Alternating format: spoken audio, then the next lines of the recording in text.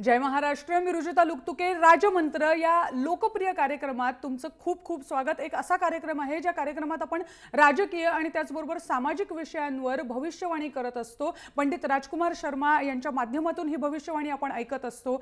आणि पुन्हा एकदा सांगते, हा कार्यक्रम लोकप्रिय करण्याला मागे कारण तुम्हीच आहात. आणि आपली पंडितजींची भविष्यवाणी पुन्हा एकदा शनिवारच्या दिवशी काही महत्त्वाचे विषय घेऊन तुमच्या समोर येतो आहोत. पंडितजींकडनं नवीन विषयांवर भविष्यवाणी ऐकणार आहोत. पंडित जी, बहुत बहुत स्वागत है आपका इस शो में. और सबसे पहले, क्योंकि मैं चाहूंगी कि आज आप हमें गुरु पूर्णिमा के बारे में मार्गदर्शन करें, क्योंकि शनिवार को हम ये शो कर रहे हैं, मंगलवार को गुरु पूर्णिमा है जिसे हम व्यास पूर्णिमा भी कहते हैं. तो इस दिन का महत्व हम आपसे जानना चाहेंगे शुरुआत में. देखिए, सबसे पहले तो गुरु का मतलब समझ लेना बहुत जरूरी है. गुरु का मतलब होता है गु प्लस रू. अगर हम संधि छेद करते हैं तो गुरु का मतलब होता है गु प्लस रू. गु का मतलब होता है अंधकार और रू का मतलब होता है रोशनी. एक ऐसा व्यक्ति, एक ऐसा महापुरुष जो आपको अंधकार से रोशनी की तरफ लेकर जाए, उसको गुरु कहते हैं. और कल व्यास पूर्णिमा इसको क्यों कहते हैं कि महर्षि व्यास ने इस पर्व का आरंभ किया था. और भगवान कृष्ण से लेकर सब पांडवों और कौरवों ने महर्षि व्यास जो हैं उनकी आराधना की थी. और गुरु के पूजन का आरंभ जो है उस दिन हुआ था. कहते हैं गुरु के मंत्र के अंदर सब कुछ छुपा हुआ है. गुरुर ब्रह्मा गुरुर विष्णु गुरुर देवो महेश्वरा गुरुर साक्षात पर ब्रह्म तस्मै श्री गुरुवे नमः. तो मित्रों, एक बात समझ के लीजिए कि वेदों ने, उपनिषदों ने और हमारे मनीषियों ने गुरु को उस पार ब्रह्म, उस परमात्मा से भी अधिक माना है. वो व्यक्ति जो आपको परमात्मा के रास्ते पर लेकर जाता है उसको गुरु कहते हैं. इसलिए इस दिन गुरु की पूजा होती है, गुरु को उपहार दिया जाता है, गुरु को प्रणाम किया जाता है. ये ज़रूरी नहीं है कि गुरु किसी भी रूप में हो सकता है. अगर आपने, कुछ लोग गुरु धारण करते हैं, आपने देखा होगा कि हमने ये गुरु धारण किया हुआ है, जैसे हम अंगूठी में पहनते हो उस तरह, या किस मतलब नहीं. जैसे बहुत से लोग, जैसे श्री श्री रविशंकर हैं, लोगों ने उनको गुरु धारण किया हुआ है. बहुत से लोगों ने आसाराम बापू को भी गुरु धारण किया हुआ था. बहुत से लोगों ने अलग अलग अपने गुरुओं को प्रणाम करते हैं, गुरु धारण किए हुए हैं. मगर आज के दिन गुरु की संज्ञा बहुत बदल चुकी है. हम लोग कलयुग से घोर कलयुग की तरफ जा रहे हैं. इसलिए गुरु को समझ लेना भी आज के दिन हम लोग एक प्रश्न चिन्ह बन चुका है कि गुरु की का मतलब क्या है. कहीं गुरु आज के दिन आपको बाहर तो नहीं, गलत रास्ते पे तो नहीं लेके जा रहा. ये चीज़ों को बहुत ध्यान में रखना पड़ेगा, क्योंकि हर बहुत तरह से गुरु जो हैं, आजकल गुरु घंटाल भी बहुत मिलेंगे. मगर अपने गुरु को, अगर आपने कोई गुरु धारण नहीं किया हुआ तो आप अपनी माता और अपने पिता को गुरु बना सकते हो. वो भी आपके लिए गुरु है. अगर बहुत नहीं, अच्छी बात कही हाँ, आप अपने माता और पिता को गुरु बना सकते हो, क्योंकि आप माँ और पिता के माध्यम से इस पृथ्वी पर आते हो. इसलिए मातृ पितृ भव, मातृ और पिता, उन दोनों को प्रणाम करिए, उनको उपहार दीजिए. और मातृ पितृ, माता पिता के प्रणाम करने मात्र से राहु, केतु, शुक्र, शनि प्रसन्न हो जाते हैं. इसलिए हर तरह से नहीं तो आपने कोई आराध्य देव, भगवान कृष्ण है, साईं बाबा है, अजमेर शरीफ है.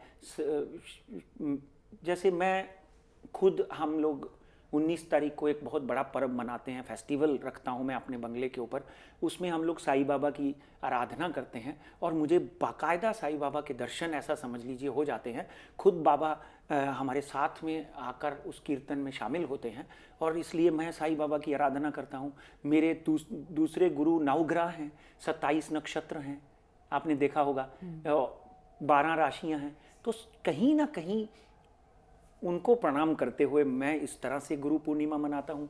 अपने मित्रों को, अपने फॉलोअर्स को, कुछ लोग मुझे गुरु मानते हैं, उनको समझाता हूँ, उनका मार्गदर्शन करता हूँ. तो गुरु बिन ज्ञान नहीं, गुरु ही आपको ज्ञान के रास्ते पर लेकर जाता है.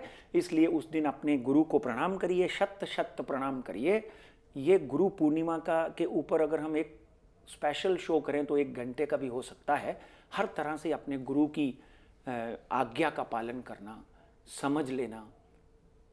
ज़रूरी नहीं है कि गुरु धर्मी की हो, गुरु आपका टेक्निकल गुरु भी हो सकता है, गुरु आपका टीचर भी हो सकता है, बड़ी बहन भी हो सकती है, आप खुद भी गुरु हो सकते हो, क्योंकि अहम ब्रह्मास्मि।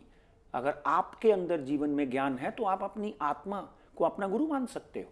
तो ये चीज़ें जो है ये बहुत समझ लेनी ज़रूरी है। इसलिए 19 तारीख को आप सबको गुरु पूर्णिमा की बहुत बहुत हार्दिक शुभेच्छा। भगवान और गुरु आपके ऊपर हमेशा प्रसन्न रहे। बिल्कुल पंडित जी, आप बहुत अच्छा लग रहा था जब आप कह रहे थे, गुरु के बारे में कह रहे थे। लेकिन हमें कुछ इम्पोर्टेंट टॉपिक्स है जो आज डिस्कस करना बहुत ज़रूरी है। तो आगे बढ़ते हैं शो में, जिसमें से अगला टॉपिक जो है उठाने वाली हूँ आपके सामने, वो है उग्रवाद के बारे में, खासतौर पे जो फ्रांस में और तुर्कस्तान में हमें देखने को मिला उसके बारे में। अब तक जो हम रूप उग्रवाद का देख रहे थे, हम देख रहे थे कि कुछ मुस्लिम एक्सट्रीमिस्ट थे जो इस तरह के हमले करते थे, लेकिन फ्रांस में हमने देखा ट्यूनीशियन था जिसने वो बस चलाई लोगों पे। तो आप उग्रवाद के बारे में और उसके फैलते हुए इस स्वरूप के बारे में क्या कहोगे इस वक्त? देखिए, उग्रवाद का कोई रूप नहीं होता, जैसे आपने बोला, चाहे वो मुसलमान हो, चाहे हिंदू हो, चाहे क्रिश्चियन हो, किसी भी तरह का उसका रूप नहीं होता। जो व्यक्ति किसी का कत्ल करता है वो माफ़ी के हक में नहीं है। मगर हमने यहाँ पर ज्योतिषीय गणना करनी है। मैं अभी एक बहुत बड़े पत्रकार से बात कर रहा था, आपको याद होगा, तो उन्होंने भी मुझे 1 साल पहले पूछा था कि ये उग्रवाद कैसा रहेगा। मैं बोला ये तो अभी भारत, पाकिस्तान, अफगानिस्तान और इराक में है, ये यूरोप में पनपेगा। He was giving me compliment for that. ये यूरोप में पनपेगा। मित्रों, एक बात ध्यान से सुन लीजिए, अभी भी शनि मंगल का दोष है। कहीं ना कहीं शनि जो है अभी भी मंगल की राशि में, ये मंगल की राशि में अगले साल मार्च अप्रैल में बदलेगा। जब तक मंगल की राशि में है, आप देखेंगे कि फ्रांस और इटली, आपने इटली में भी देखा दुर्घटना हुई, फ्रांस में भी देखा, अभी रिसेंटली दुर्घटना हुई, तुर्की में आज कितना बड़ा पलटी होते हुए बच गया वहां की सरकार। यहाँ तक हद पहुंची हुई थी कि सरकार शायद बनाते हुए थे वो। तुर्की जो है वो भी एक मुस्लिम कंट्री है, मगर यहाँ पर मैं मुस्लिम हिंदू की बात नहीं करूंगा, क्योंकि कहीं ना कहीं उग्रवाद, आतंकवाद, कोई भी व्यक्ति जो आतंकी है या उग्रवादी है वो कोई किसी भी तरह का मुसलमान नहीं हो सकता, क्योंकि इस्लाम में बड़ी सुंदरता से लिखा हुआ है जिसके ईमान में मुसलसल हो, मुसलसल ईमान वाला हो, वो मुसलमान होता है। जो अपनी जुबान का पक्का हो, जो अपने अल्लाह को याद करता हो, जो अपने अल्लाह की शफा को अपने सिर पे बिठाता हो, जो कुरान की आयतें और 27 सूरों का सम्मान करता हो, वो मुसलमान है। इसलिए कहीं मुसलमान या हिंदू, क्योंकि कहीं ना कहीं हिंदू उग्रवाद भी आपको याद होगा कुछ सालों पहले पनपा था। तो मैं इसमें नहीं, इस बहस में नहीं जाना चाहता। ग्रहदशा ये कहती है कि कहीं ना कहीं हम एक मिनी वर्ल्ड वॉर की तरफ जाते हुए दिखाई देते हैं। आपने देखा होगा, ये बहुत बड़ी भविष्यवाणी है। अगले साल अगस्त तक कहीं ना कहीं ऐसा वातावरण बनेगा। आपने देखा होगा Iran, Iraq, Syria, Yemen, Libya, तुर्की, यहाँ पर ऑलमोस्ट जंग छिड़ी हुई है। उसके बाद अफगानिस्तान और पाकिस्तान को आप भूल नहीं सकते, जो हर महीने कहीं ना कहीं 3 या 4 बम विस्फोट होते हैं। कभी अमेरिकन एम्बेसी के सामने होता है, और पाकिस्तान में तो छोटे छोटे बच्चों को उग्रवादी गोलियों से भून देते हैं। उग्रवादी का कोई धर्म नहीं होता, मुसलमान या हिंदू नहीं होता। मित्रों, ये याद रखना मेरी बात, क्योंकि इस्लाम में बड़ी सुंदर बात लिखी है, अल्हम्दुलिल्लाह रब्बे आलमीन। समझ के लीजिए इस बात को, अल्हम्दुलिल्लाह रब्बे आलमीन, ये रब, ये अल्लाह, ये भगवान, ये सारे कायनात का है, सारे आलम का है। अगर कुरान में या इस्लाम में ये लिखा है तो इसका मतलब है कि अल्लाह और रब सबका है। अगर कुरान में ये लिखा होता कि अल्हम्दुलिल्लाह रब्बे मुसलमीन, तो मुसलमानों का होता। इसलिए जो भी व्यक्ति मुसलमान हो या हिंदू हो, हमारे यहाँ भी लिखा हुआ है कि भगवान सबका है, निराकार है, सबका भगवान एक है। हाँ, सबका भगवान एक है, और कुरान में भी यही लिखा हुआ है, अल्हम्दुलिल्लाह रब्बिल आलमीन। इसलिए जो भी व्यक्ति ऐसे काम करता है, मैं उसको काफिर घोषित करता हूं आज राजमंत्र के माध्यम से। या पंडित जी, मगर ये बढ़ते जाएगा, क्योंकि कहीं ना कहीं माहौल अच्छा नहीं है। बिल्कुल। लेकिन जाकिर नाइक, क्योंकि उनको भी कई लोग आतंक उग्रवादी ही मानते हैं, तो जाकिर नाइक के बारे में क्या कहोगे? पिछली बार आपने कहा था कि वो जो मुस्लिम धर्म मानते हैं, धर्म के अनुसार आचरण भी करते हैं, तो क्या जाकिर नाइक की भविष्यवाणी आपको दिखती है, भविष्य आपको दिखता है? क्योंकि मैं उनसे 12-15 साल पहले मिला हूँ। एक हमारा शो होता था किसी चैनल के माध्यम से, हम उस शो में इकट्ठे भी बैठे थे। मगर उस वक्त के जाकिर भाई जो हैं, इस वक्त के जाकिर भाई में बहुत फर्क है। आपने पिछले शो के माध्यम से, मैंने उसके बाद में मैंने कुछ उनके वीडियोस स्टडी किए और कुछ मीडिया में भी आए। कहीं ना कहीं मैं तो जाकिर भाई से भी यही रिक्वेस्ट करूंगा कि आप नाइक हैं। अगर आपकी 4 पुश्तें देख ली जाए तो आप मुसलमान नहीं थे, आप कोंकणी हैं। मगर कोई भी व्यक्ति धर्म परिवर्तन करने के बाद उस धर्म का पालन तो करे। आप तो दुनिया को सिखाते हो। मैं आज आपके सामने हाथ जोड़कर अनुरोध करता हूं, आप पहले हिंदुस्तानी हैं, बाद में मुसलमान हैं, उसके बाद आप प्रीचर हैं। और अगर आप प्रीचर में ये कहते हो throwing stones on women is written in Islam, then I don't believe in it. औरत के कदमों में जन्नत होती है, ये इस्लाम में लिखा हुआ है। हिंदू धर्म में लिखा हुआ है यत्र नार्यस्तु पूज्यन्ते रमन्ते तत्र देवता। और सरदारों के सिख धर्म में लिखा हुआ है तिन क्यों मंदा आखिए जिन जम्मे राजान। इसलिए एक तो ये बात से मैं आपकी खिलाफत करता हूं। दूसरा, अगर कोई आदमी, आप उस दिन कॉन्फ्रेंस में बोल रहे हो कि अगर आदमी कोई अपने ऊपर बम लगाकर अपने आप को शहीद कर देता है, उससे बड़ा मूर्ख कोई नहीं है। अल्लाह ने आपको ये जान दी है दुनिया का भला करने के लिए, लोगों की मदद करने के लिए, उसका नाम लेने के लिए, इस दुनिया में शांति बांटने के लिए। तो वो अगर ऐसा कोई भी काम करता है, वो इस्लाम में भी काफिर कहलाता है। और आपने ये बोला है कि मैं नहीं चाहता हूं कि कोई उग्रवादी बने, मगर कुछ जगहों पे, कुछ आपके फंक्शंस में आपने बोला है कि अगर मैं आपको कन्विंस कर दूं तो आप इस्लाम कबूल कर लोगे। जरूरी नहीं है। यहां एक बात ध्यान से सुनिए रुजुता जी, ये जरूरी नहीं है, क्योंकि अल्लाह ने तो लिखा है, prophet Mohammed has given a very clear understanding, अल्हम्दुलिल्लाह रब्बिल आलमीन। मैं तो सबका हूं, फिर मुझे मुसलमान बनाओ कि हिंदू बनाओ, मैं तो मुसलमान का भी हूं और हिंदू का भी हूं। इसलिए यहां पर मित्रों इस बात में बहस करने में कोई फायदा नहीं। जाकिर भाई के ऊपर डेफिनेटली 16/9/2016 तक तो बहुत ही खराब दिन है, और आगे आने वाले दिनों में हो सकता है कि उनको भी कहीं ना कहीं विजय माल्या की तरह इस देश से किनारा करना पड़ जाए, क्योंकि या फिर उनको इस देश के सामने आकर माफी मांगनी पड़े, क्योंकि इट्स नॉट ईजी। जो आप 10 साल पहले थे, अगर वही रहें तो आपकी आज भी हम इज्जत करेंगे और करते रहेंगे। आप बहुत ही विद्वान हैं।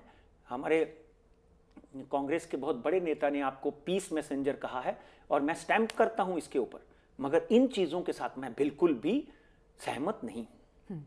बिल्कुल पंडित जी, थोड़ी जो राज्य से संबंधित कुछ घटनाएं हैं उनके बारे में बात करेंगे, और उसमें से एक है कि पंकज भुजबल फिलहाल गिरफ्तारी को रोकने की कोशिश करते हुए दिख रहे हैं। कोर्ट में भी उसके लिए वो गए थे, तो उनका भविष्य क्या कहता है, उनकी कुंडली क्या कहती है इस वक्त? देखिए, पंकज छगनराव भुजबल, टू बी वेरी प्रिसाइज, बिल्कुल पंकज छगनराव भुजबल, आपको मैं वापस ये दोहराता हूं कि समीर और पंकज की कुंडली का यहां हमने अध्ययन करने के बाद प्रेडिक्ट किया था कि उनके ऊपर कारावास योग बनता है, जेल के योग भी बनते हैं।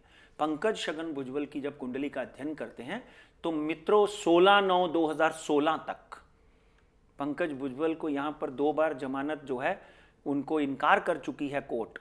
आगे आने वाले दिनों में वो सुप्रीम कोर्ट का दरवाजा खटखटा सकते हैं, मगर कहीं ना कहीं 16/9/2016 से पहले पंकज भुजबल की मुसीबतें बढ़ सकती हैं। कहीं ना कहीं उनकी कुंडली में भी चाहे कुछ दिन की तकलीफें हों, कारावास के योग बनते हैं। मैं आज भी आप इस परिवार के सामने हाथ जोड़कर कहता हूं कि उनको कष्ट निवारण, शत्रुनाशक पूजा करवानी चाहिए, प्रार्थना करवानी चाहिए। कहते हैं दुआ में बहुत असर होता है, पत्थर भी पिघल जाते हैं। आप आंखें बंद करके अपने बच्चे को आशीर्वाद दे दो तो उसकी सारी नज़र उतर जाती है। तो इसलिए कहीं ना कहीं इस परिवार के ऊपर जो कष्ट आया है, मैं प्रभु से प्रार्थना करता हूं कि वो दूर हो और इस परिवार को पुनः। लेकिन क्या वो दूर होता दिखता है? अभी 16/9 तक तो बिल्कुल नहीं दिखता। मेरे को तो 16/9 तक पंकज भी जेल जाते हुए दिखाई देते हैं, मगर प्रार्थना से कुछ फल मिल सकते हैं। इन्होंने सब दरवाजे खटखटा लिए होंगे, कोर्ट का भी, पॉलिटिकल भी, आपने, और कहीं ना कहीं कुछ गलतियां हुई हैं जिनसे इनको न्यायाधीश जो है, न्यायाधीश जज को नहीं मानता हूं मैं, शनि को मानता हूं। न्यायाधीश शनि है जो डंडा लेकर सुप्रीम कोर्ट की तरह, टीएस ठाकुर की तरह आपके सिर पे खड़ा होता है। आपके पुण्य और पापों का भुगतान करना पड़ता है आपको, उससे बचकर आप नहीं जा सकते। नियति से कोई नहीं बच सकता रुजुता जी। हाँ। आपको नियति, आपके पापों के भुगतान करने पड़ते हैं, और उसके लिए आपको मेरे 28 साल के तजुर्बे से निकली हुई भविष्यवाणियां सुननी चाहिए कि किस तरह सुब्रतो राय अंदर चला जाता है, विजय माल्या यहाँ से भाग जाता है, जो आप मुट्ठी में रखते थे, जेब में रखते थे अपनी सरकारों को, और किस तरह ex chief minister of Maharashtra goes behind bar, और किस तरह देश का प्रधानमंत्री नरसिम्हा राव, उसको भी जेल की सलाखों के पीछे जाना पड़ता है। ये शनि का दंड है, इसलिए मैं दंडाधिकारी की बात करता हूँ। 16/9 तक डेफिनेटली पंकज जी को भी कहीं इन ऐसी प्रताड़नाओं से गुजरना पड़ेगा। बिल्कुल पंडित जी, एक महत्व का मुद्दा है जो हम सबसे जुड़ा हुआ है, इसलिए आपसे पूछना है कि एपीएमसी मार्केट में आपने देखा होगा पिछले हफ्ते भर में क्या चल रहा है, क्या कुछ नहीं हुआ है, लेकिन हम आपसे यही बस जानना चाहेंगे कि क्या आम आदमी को राहत मिलेगी महंगाई से? ये एक सिंपल सा सवाल है, इस वक्त महाराष्ट्र की पूरी जनता है जो आपसे पूछना चाहती है। देखिए, एपीएमसी मार्केट का मुझे हमदर्दी है इन लोगों से, बायर से भी और सेलर से भी। जो आदमी नासिक से, धुलिया से, कोल्हापुर से अपनी सब्जी लेकर आता है, अपना फ्रूट लेकर आता है, गरीब आदमी है, उसको जब आकर यहाँ बेचना चाहता है तो उसको सरकार की सहायता चाहिए होती है, या सरकार उसके विरुद्ध नहीं होनी चाहिए। आज एपीएमसी के डायरेक्टर मेरे जान पहचान के हैं, उनका नाम बापू भुजबल है, छगन राव के रिश्ते में हैं, या उनके पहचान के हैं, या उनके घर के हैं। बापू भुजबल से भी मैं बीच में एक दिन बात कर रहा था कि कहीं ना कहीं एपीएमसी के जो लोग हैं उनको अगर सरकार की सहायता नहीं मिलेगी, आज महंगाई इस दर तक बढ़ चुकी है कि उस महंगाई का फायदा ना किसान को हो रहा है, ना बायर को हो रहा है। बिल्कुल। इसलिए मैं मुख्यमंत्री देवेंद्र फडणवीस साहब से और माननीय नरेंद्र मोदी से यह प्रार्थना करता हूं कि एपीएमसी के अंदर जाकर उनके दुखों को, उनकी समस्याओं को समझा जाए। जिस तरह से महंगाई बढ़ रही है, आम आदमी त्रस्त हो रहा है। इवन जो किसान है, जो सूखे से पीड़ित था, जिसने खून पसीना करके अपनी फसल बोई होती है, जब वो बेचने आता है उसकी तकलीफें क्या हैं वहां समझनी चाहिए। मगर शनि मंगल के दोष में इनका सहारा अभी तक मुझे कोई बनता नहीं दिखाई देता। मगर मित्रों, 18/9/2016 के बाद आप देखेंगे कि सरकार और फूड एंड मिनिस्ट्री जो है वो डेफिनेटली इनकी तरफ अपने कदम बढ़ाएगी। हो सकता है हमारे शो का भी कुछ प्रभाव पड़े, वो इनकी मदद करेगी और इनको एलिवेट, इनको ऊपर उठाया जाएगा। पंडित जी, अब समय बहुत कम बचा है और हम जानना चाहेंगे मार्केट के बारे में। यहां तक मार्केट की बात करते हैं तो मित्रों, आपने देखा होगा कि market, Bombay stock exchange and Nifty, ये कुछ मेरी भविष्यवाणी के विरुद्ध जा रही थी। आपने देखा होगा दोनों हफ्ते, क्योंकि अगर भविष्यवाणी सच्ची होती है तो मैं अपनी पीठ थपथपाता हूं, तो अगर गलत होती है तो मैं आपके सामने आपका अपराधी बनकर भी खड़ा होने को तैयार हूं। क्योंकि कहीं ना कहीं कोई ना कोई चूक जरूर होती है आदमी से। व्यक्ति अगर 100% कंप्लीट हो जाए तो परमेश्वर हो जाता है। इसलिए कहीं मैं मानव से देव ना बन जाऊं, यही सोचकर कुछ चूक भी कर लेता हूं। तो मित्रों, यहां पर हम बीएससी की बात करें तो 27,836 का आंकड़ा पार कर चुकी है। पूरे विश्व में इस वक्त मार्केट इज बुलिश। ब्रेक्सिट का असर जो मेरे दिमाग में था, मैं तो हमेशा कहते आया हूं कि मार्केट इस साल में 30 से 32 हज़ार तक भी जा सकती है। मगर इन दिनों कुछ मुझे मार्केट गिरती हुई नजर आ रही थी। ब्रेक्सिट का असर था, उसके ऊपर चाइना का असर था, जापान का असर था, मगर मेरे सारे कयास उल्टे हो गए। मार्केट 27,800 के ऊपर पहुंच गई और अगले आने वाले हफ्ते में मार्केट 28,200 का आंकड़ा आराम से पार कर सकती है। बट बी केयरफुल, जो मैंने 2 हफ्ते में प्रिडिक्शन की है वो अभी तक टली नहीं है। सडनली मार्केट के ग्राफ में देखिए आपने, अब पिछले 4 दिनों में मार्केट में 100 पॉइंट बढ़ा, 90 पॉइंट गिरा, 100 पॉइंट बढ़ा, कुछ हिलजुल नहीं थी। पिछले महीने हफ्ते के ऊपर ही मार्केट बंद हुई है, तब भी 28,200 का मेरा ऊपर का आंकड़ा है, मगर नीचे का आंकड़ा 26,800 का है। आई स्टिल सी कि market can fall down. Nifty 8,541 के ऊपर चली गई, निफ्टी कैन क्रॉस 8620, मगर नीचे का स्तर मैं आज भी 8350 मानता हूं।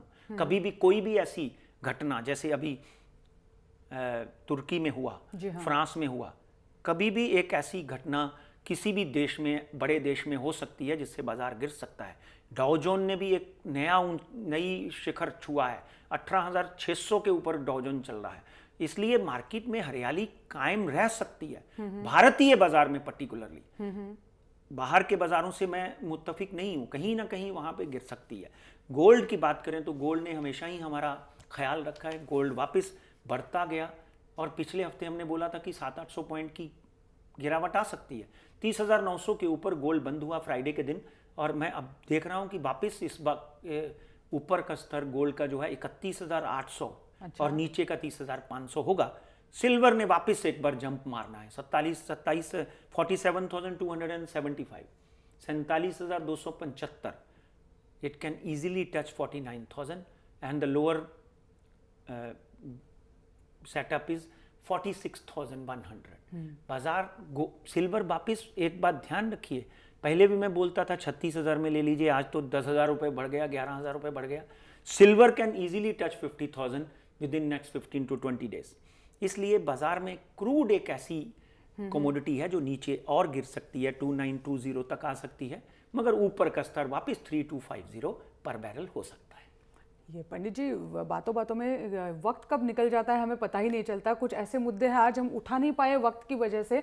मांग हुई थी दर्शकों से, वो चाहते थे जीएसटी के बारे में हम बात करें, वो चाहते थे पंकजा मुंडे के बारे में हम बात करें, उनके भविष्य के बारे में, और हम सिर्फ यही कह सकते हैं कि अगले हफ्ते ये मुद्दे हम ज़रूर उठाएंगे।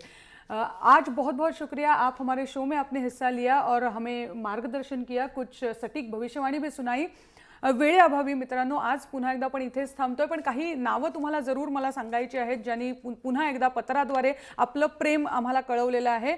क्षमा शेटे आहेत, संभाजी कदम सोलापूरहून आहेत, अक्षय सुतार कोल्हापूर, विशाल कुल पुणे, आनंदन नायर कल्याणहून, हेमांगी पाटील, शाहीन कुरेशी आणि शिल्पा चोटाई या सगळ्यांनी ईमेलद्वारे, पत्राद्वारे पंडितजींना धन्यवाद कळवलेले आहेत, ज्याची पोच या कार्यक्रमाद्वारे आता तुम्हाला मी देते आहे। वेळेअभावी आज कार्यक्रमात इथेच थांबतोय। तुम्ही पाहत रहा जय महाराष्ट्र, थेट अचूक बिनधास्त।